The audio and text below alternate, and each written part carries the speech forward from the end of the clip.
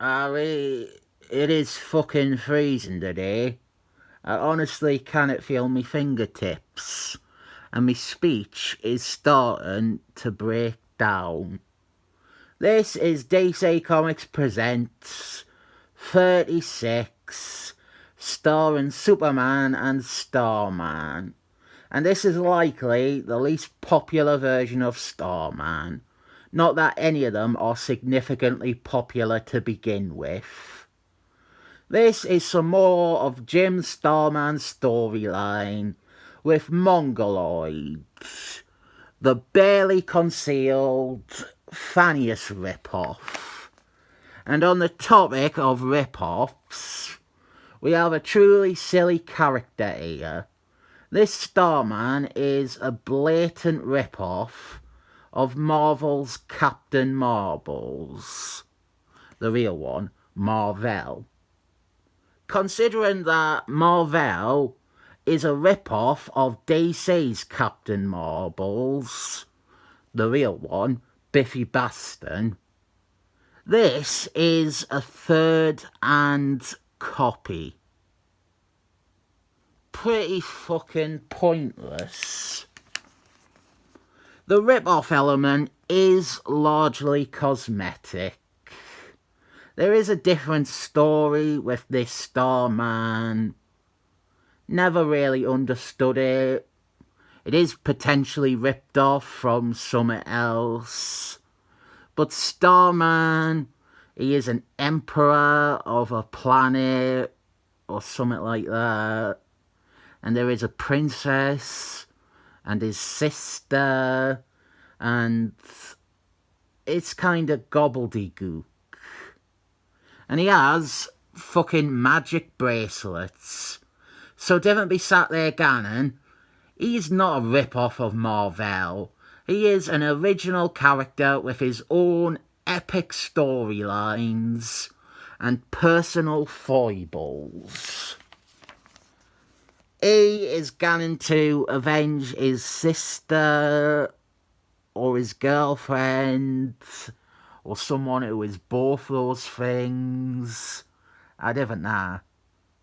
I think he appeared in Adventure Comics, but back then he had a red costume.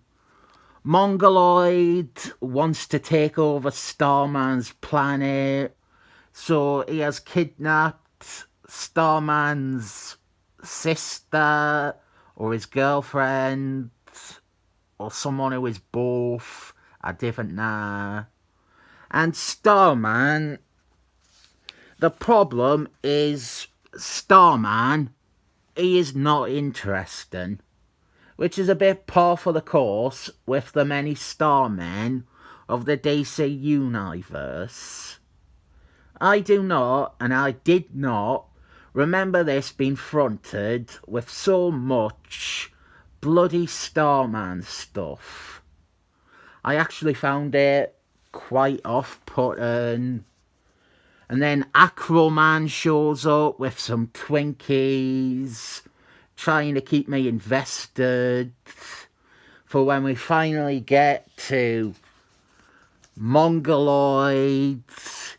And here you get an unprecedented look at what it would be like if Jim Starman ever got to write and draw a Captain Marbles, the real one, Marvel, versus Phineas story. I will say that this issue gets immediately more exciting with the arrival of Mongoloid. Even if A2 is unoriginal and a bit generic, he is at least compelling. This story with Mongoloid, it began in DC Comics Presents 27 with Superman and the Vision, and then it continued into issue 28 with Supergirl, and then 29 with Spectre, which is one of my favourite issues of pre-Christmas on Infinite Earths DC.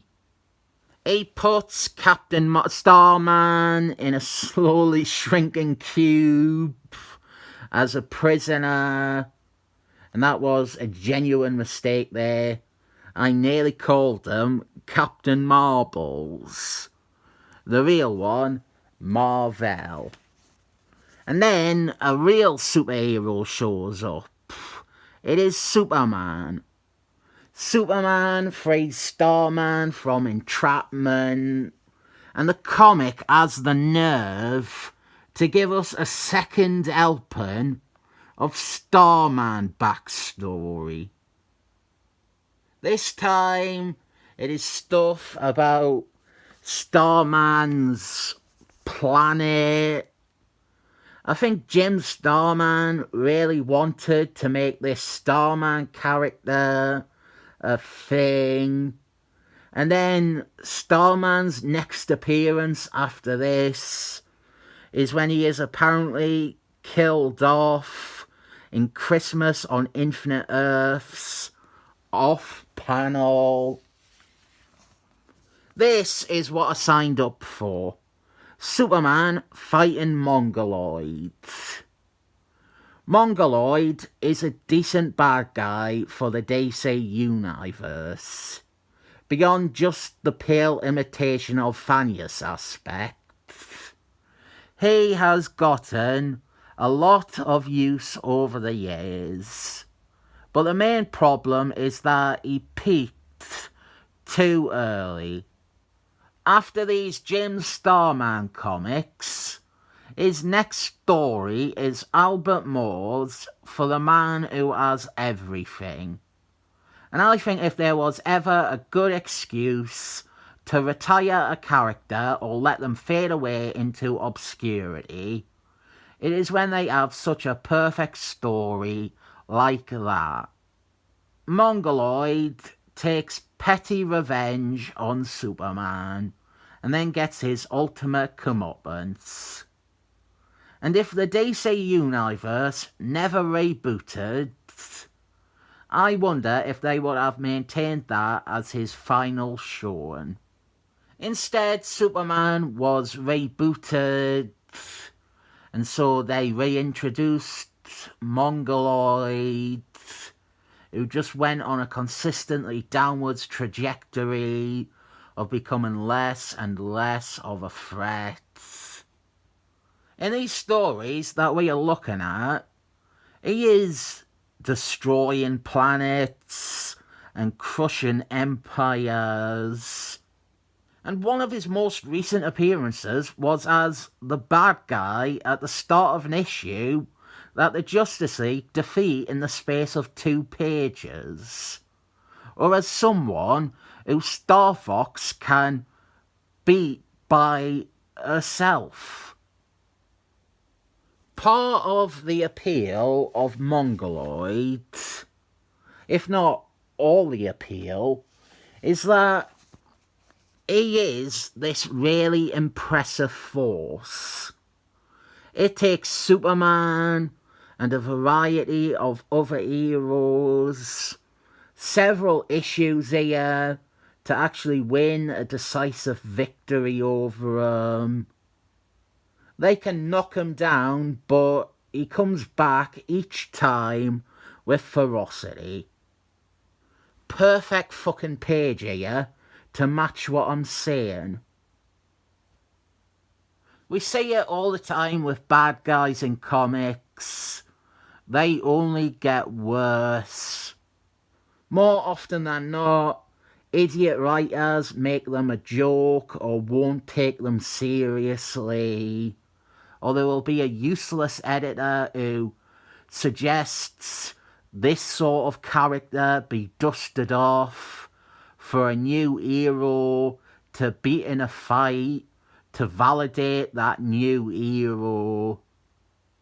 Then there is the other side where people try to explore the bad guy, and there is no depth to Mongoloid, and there never should be. He is just a bastard who wants to rule the galaxy.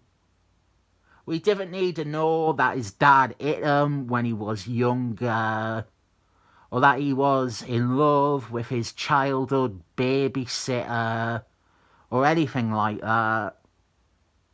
I don't know if they ever did either of those things with Mongoloid.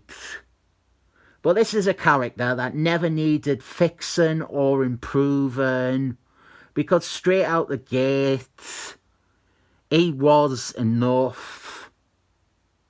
I did criticise the start of this issue, but it's really good once it gets going. And again, Superman and Starman, they do not succeed in really stopping Mongoloids.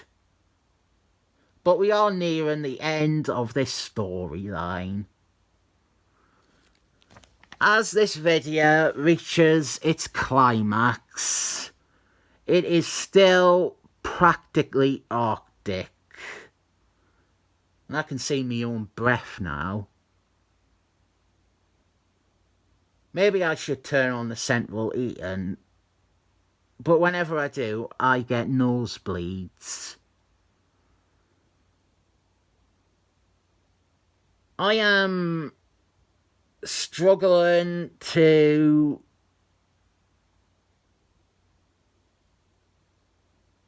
put together my thoughts.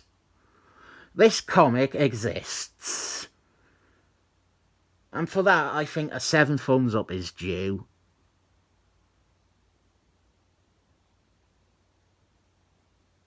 Yeah,